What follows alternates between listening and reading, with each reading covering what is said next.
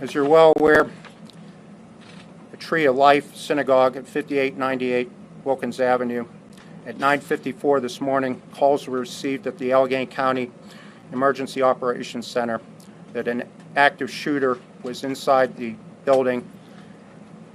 At 9:55, officers were dispatched.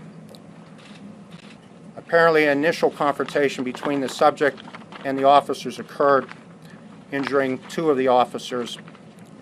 Two additional officers were injured during the altercation. Those were SWAT officers. There were 11 fatalities as a result of the shooting incident.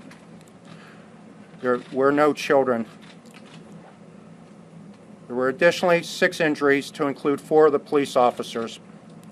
That does not include the suspect. We're in the early stages of this investigation, and over the next several days and weeks, we will look at everything in the suspect's life: his home, his vehicle, his social media, and his movements over the last several days. At this point, we have no knowledge that Bowers was known to law enforcement before today. This is the most horrific crime scene I've seen in 22 years with the Federal Bureau of Investigation. Members of the Tree of Life Synagogue, conducting a peaceful service in their place of worship, were brutally murdered by a gunman targeting them simply because of their faith.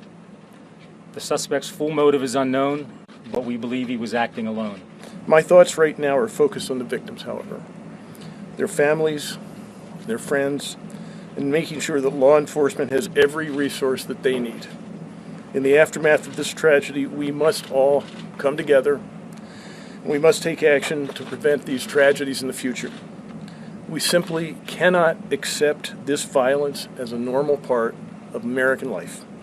These senseless acts of violence are not who we are as Pennsylvanians. They're not who we are as Americans.